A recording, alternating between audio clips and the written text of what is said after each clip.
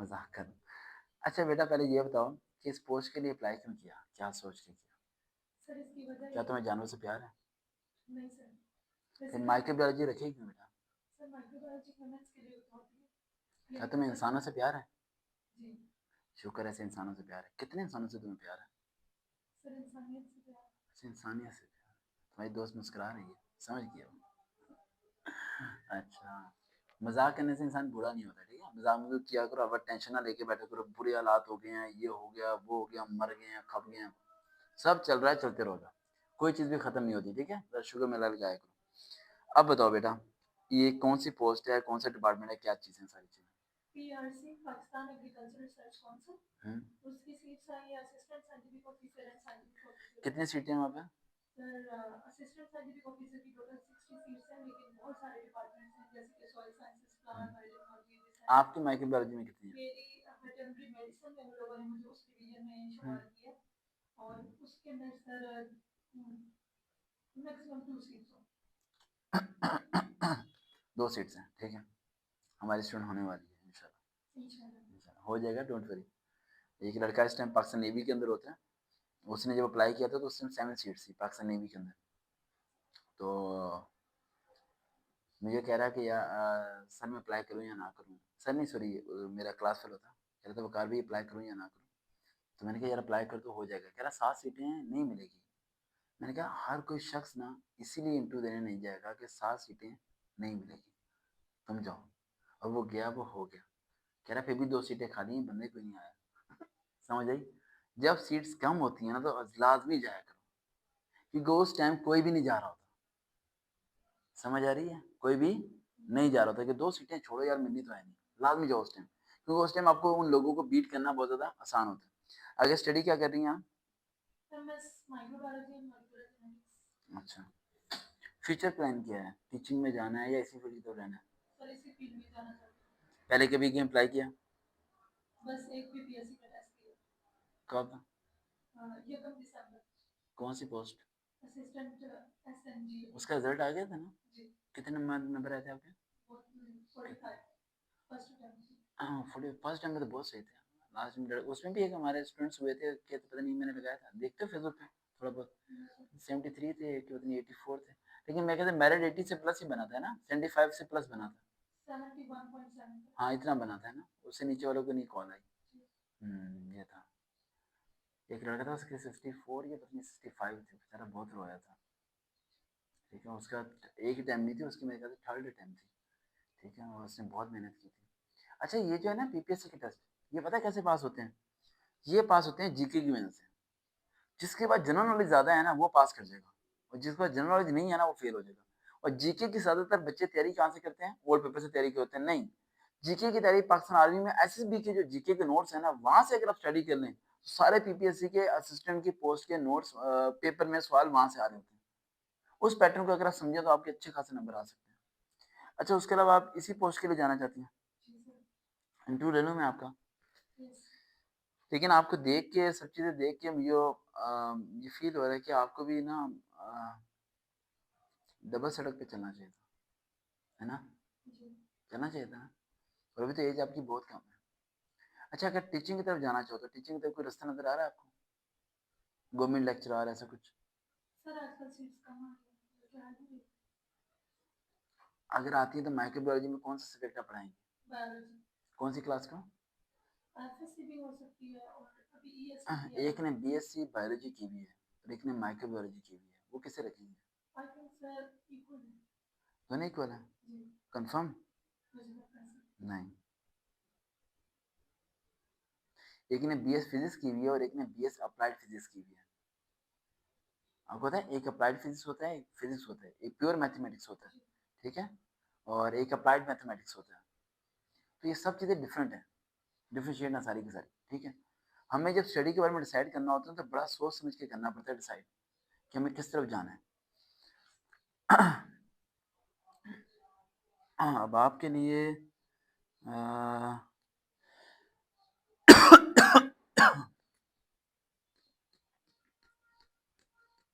English कैसी है आपकी? इंग्लिश अच्छी है, परफेक्ट है। मैं काफ़ी तक लिख लेते हो बेटा? एज कितनी है? 24. 24। और हाइट? सही है।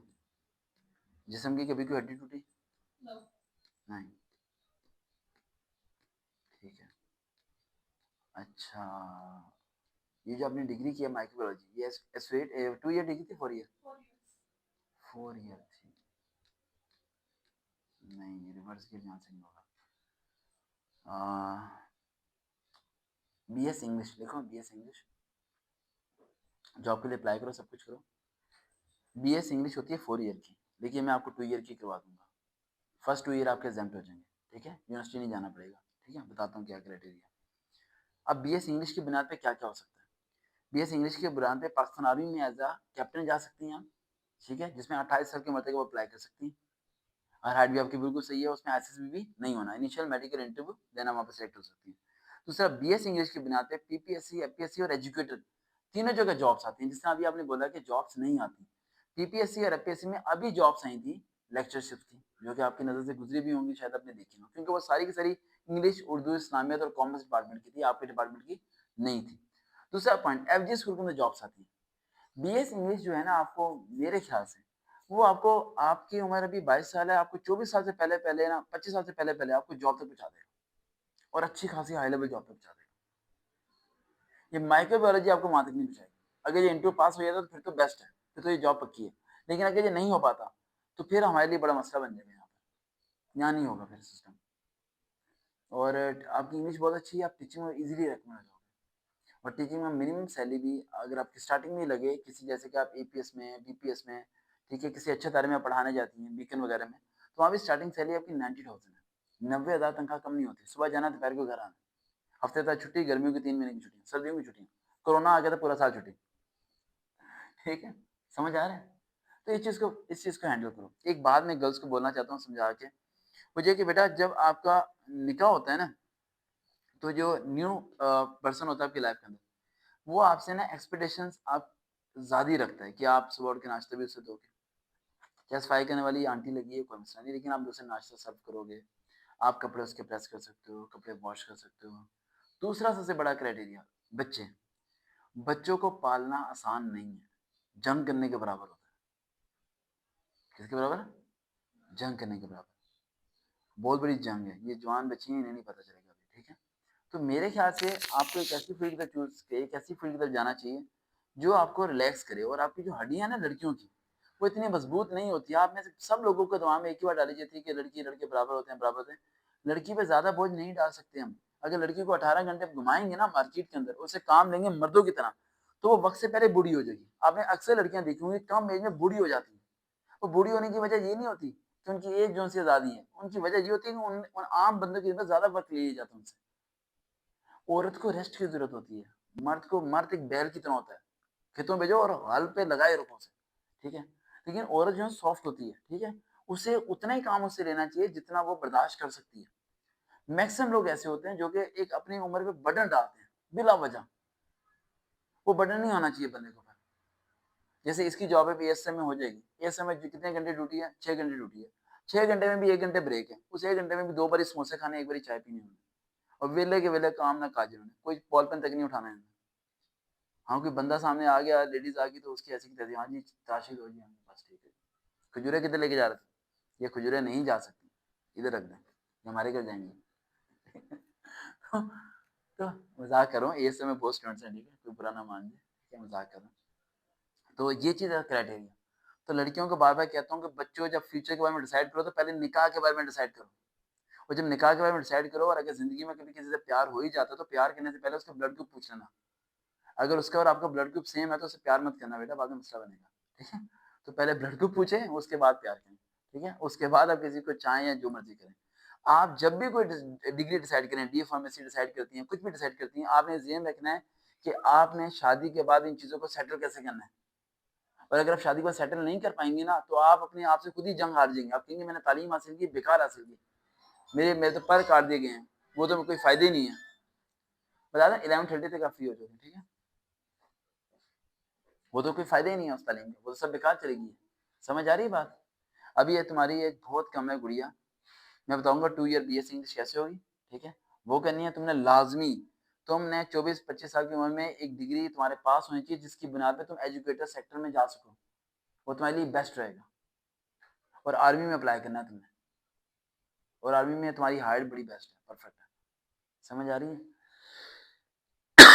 और अगर फैमिली आपको अलाउ करती है तो बीएस इंग्लिश की बुनियाद पे हम जो से अप्लाई कर सकते हैं सब इंस्पेक्टर में, हम एएसएम असिस्टेंट भी अप्लाई कर सकते हैं, हम नैब पे अप्लाई कर सकते हैं, हम आईबी में अप्लाई कर सकते हैं, हर डिपार्टमेंट में अप्लाई कर सकते हैं। अब आप कहेंगे सर जी वहाँ तो ग्रेजुएट रिक्वायर्ड होता है, माइक्रोबायोलॉजी ग्रेजुएशन है, क्या मैं माइक्रोबायोलॉजी की बुनियाद पे वहाँ अप्लाई नहीं कर सकती? आप अप्लाई करेंगे आपको रखेंगे नहीं, वो कहेंगे आपकी जो डिग्री है वो अप्लाई करने के लिए तो एलिजिबल है लेकिन आप इस जॉब के लिए रेलिवेंट नहीं है। बढ़िया समझ आ रही है मेरी बात? वो कहेंगे जॉब के लिए रेलिवेंट नहीं है। जैसे डी फार्मेसी है, डी फार्मेसी ग्रेजुएट है, पीपीएस एपीएस में पीपीएस में जॉब्स आती हैं सब इंस्पेक्टर की, ठीक है, लड़कियां सब इंस्पेक्टर है, यूनिफॉर्म पहना हो कमाल लगेगी, ठीक है, सब इंस्पेक्टर। अब ये अप्लाई करती है डी फार्मेसी करके और आप अप्लाई करते हैं बीएस इंग्लिश करके, ये इंटर तक जाएगी, इसे रखेंगे नहीं वहां पर। वो कहेंगे आपकी फील्ड ही उसकी फार्मेसी की है, आप इधर क्या करने आएंगे, हालांकि है एलिजिबल। ये मेंटल लेवल होता है बेटा इंटरव्यू के दौरान, जहां पर आके बंदा फेल होना शुरू होता है। अब बीएस इंग्लिश जो है ना वो कॉमन है, वो क्या है कॉमन, वो सब जगह चल जाएगी। ये जो आपने फील्ड्स की हुई है ना, ये स्पेसिफिक फील्ड है, फील्ड बहुत अच्छी है, माइक्रोबायोलॉजी फार्मेसी बहुत अच्छी फील्ड है, लेकिन इस फील्ड के लिए पाकिस्तान सही नहीं है। समझ आ रही है? सर लेकिन जो मैं एमएस कर रही हूँ वो तो मजीद स्पेसिफिक हो गया ना, माइक्रोबायोलॉजी एंड मॉलिक्यूलर जेनेटिक्स, तो इसकी बेस पे मुझे लगता है कि अगर यूनिवर्सिटी में लेक्चरशिप की जॉब मिल जाए। कभी यूनिवर्सिटी में किसी टीचर से पूछा है कि जॉब कैसे मिलती है? No, मैं ऑन दी कैमरा नहीं बता सकता, आप तो समझदार हो। देखो हमारे पास ज्यादा वक्त नहीं होता, सही टाइम सही इस्तेमाल करना बड़ा मुश्किल होता है, बढ़िया समझ आ रही है? हमें सिर्फ वो जॉब्स मिलेंगी जो जॉब के टेस्ट पास करके हम हासिल कर लेंगे, बाकी जगह हमारी एंट्री नहीं हो पाएगी। या तो फिर दूसरा काम आपको करना पड़ेगा, जैसे मैं मीडिया पे आता हूँ, मेरे पास एमफिल की डिग्री भी है, मशहूर भी हूँ, मैं अगर जिस में किसी यूनिवर्सिटी में जाता हूँ लेक्चरशिप के लिए तो मुझे फटाफट हायर कर लेते हैं। क्यों हायर करते हैं? इसलिए नहीं हायर करते कि मैं बहुत काबिल हूँ, इसलिए हायर करते हैं मेरा नाम है, कि वो यूनिवर्सिटी में बताएंगे कि हमारे पास जो लेक्चर देने आते हैं वो सरोकार हैं, वो ये करते हैं, ये सब चीज़ें। समझ आई बात? तो यूनिवर्सिटी लेवल पे अगर आपने लेक्चरार बनना है, ठीक है, तो आपको उसमें रिसर्च, आपके इंटरनेशनल लेवल पब्लिशर होना चाहिए, आपका रेफरेंस होना चाहिए। कल मेरे पास पंजाब यूनिवर्सिटी के एक बहुत बड़े ओहदे पे जो शख्स थे वो अपनी बेटी को लेके शाम को कल मेरे पास बैठे हुए थे 7 साढ़े 7 बजे, और वो मेरे से डिस्कस कर रहे थे, नामी वो डिस्कस कर रहे थे, और मैं हैरान रह गया था। एक माली का कौन सा स्केल होता है, 1 स्केल होता है मेरे ख्याल से माली का, 4 स्केल होता है माली का, मुझे नहीं पता। हाँ वो 4 स्केल होता है। माली माली क्या होता है, गोडी करने वाला बंदा। वो कह रहे सर जी गोडी करने वाले बंदे के, वहां के गोडी करने वाले बंदे के लिए रेफरेंसेस चल रहे हैं, गोडी करने वाले बंदे के रेफरेंस चल रहा है इतना हाई लेवल। और ये एक सीनियर बंदा मेरे पास बैठ के बता रहा था, और उसकी बेटी मेरे पास ही ग्रेजुएशन उसने की है, अपनी बेटी को कह रहा था कि बेटी वहां तक पहुंचने के ये इतना आसान नहीं है। हमें हमें आप उधर पहुंच सकते हैं, मैं आपको ये नहीं कह रहा पहुंच सकते, इम्पॉसिबल नहीं, आप जा सकती हैं, हमारे पास इतना टाइम नहीं है कि हम 2 साल और वेस्ट करते फिरें, हमने शॉर्ट टाइम में सेटल होना है। समझ आ रही है? शॉर्ट टाइम में क्या होना है, चलो, और टाइम गुजर गया ना दोबारा टाइम वापस नहीं आता।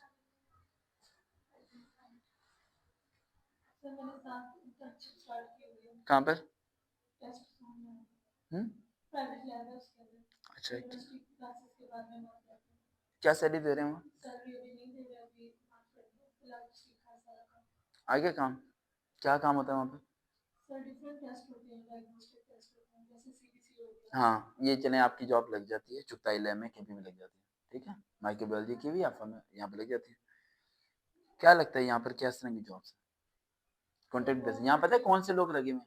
मैट्रिक पास भी लगे हुए हैं, चुगताई में तो मेरे बहुत स्टूडेंट लगे हुए हैं, मैट्रिक पास लगे हुए हैं, इंटर में फेल हैं, लगे हुए हैं,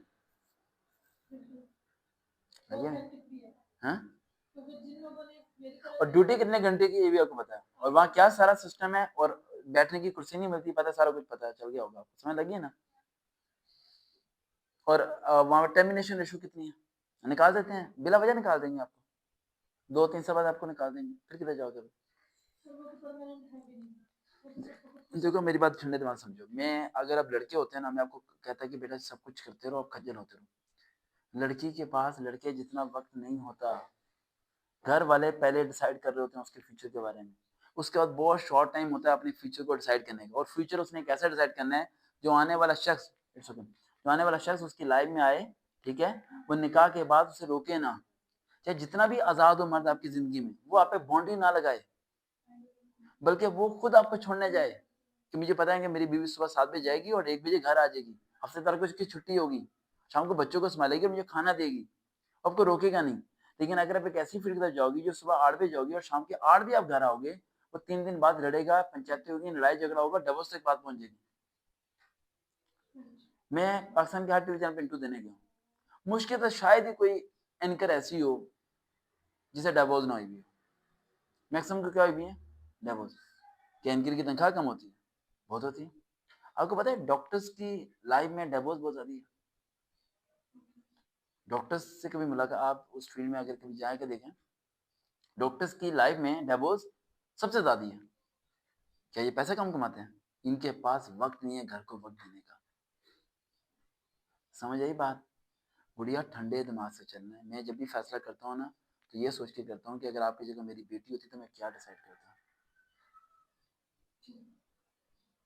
इसे मैं अगर तैयारी कराता हूँ ना इंटरव्यू की, तो इसे साथ दिमाग में ये डालता हूँ कि 2 साल बाद हमने स्किप भी करनी है जॉब। जी। 2 साल बाद स्किप। ये लड़की नजर आ रही है आपको? ये लड़की एस एम इस टाइम पता है ये किधर है? कुवैत में है। कुवैत में है ये लड़की। ऐसे में गई, 3 साल जॉब की, ठीक है, 4 साल में तो जॉब की। ये फोन करके कहती है कि सर मुझे ऐसा लग रहा है कि मैं ना कैद हूँ पिंजरे में। उस टाइम जब ये जॉब करने जा रही थी, उस टाइम ये उड़ना ही चाहती थी। लेकिन मैंने से क्या कहा, मैंने कहा तुम्हारे बाबा हैं? कहती नहीं। भैया कितनी बहनें? उसने बताया 3-4। मैं घर में कुछ सपोर्टिव है? करी नहीं। मैं कहा कौन पैसे देते हैं? कहती चाचू। मैंने कहा आप वो पैसे दे रहे हैं? करी नहीं। मैं कहा इस टाइम हमें जरूरत इंपॉर्टेंट है, हमारे ख्वाब इंपॉर्टेंट नहीं है, ख्वाब बाद में पूरा हो जाएगा। मैं क्या नौकरी करो एसएफ में। इसे अप्लाई कराया, इसे बीए मैंने कराया। और ये कॉल सेंटर में जॉब करती थी। और आप अंदाजा लगा, कॉल सेंटर की लड़की जॉब करके ये अंदर से खत्म हो जाती है, ठीक है, स्टमक फर्क हो जाता है, बोल बोल के पढ़ की तरह। उसके बाद ये मेरे पास आती थी और मैं इसे 1 घंटा पढ़ाता था। फिर जाके इसने बीए किया पीयू से। उस टाइम बीए 2 ईयर का था, पीयू में बीए खत्म हो गया, 2 ईयर वाला प्राइवेट। तो वो करके इसने एसएम अप्लाई किया और अल्लाह ने इसे रिकमेंड करा दिया। ये इस्लामाबाद चली गई, इसने जॉब की। 3-4 साल में इसने 5-10 लाख रुपए जोड़ा, घर वालों को दिया, सब चीजें की। कह रही अब मैं क्या करूँ? मैं क्विट। किधर? मैंने कहा भाग जाओ जहाँ भागना चाहते हो। तो मुल्क से बाहर भाग गई और ये सेटल है। अब इसने पूरे घर को उठा के रख दिया। मैं आप लोगों को बॉन्डेड नहीं बनाना चाह रहा। आप बीएस इंग्लिश करते हो, इलेक्ट्रिशियन में जाते हो, आपका लगता है टूर इंग्लैंड की तरफ बनता है, निकल जाओ इंग्लैंड की तरफ, किसने मना किया?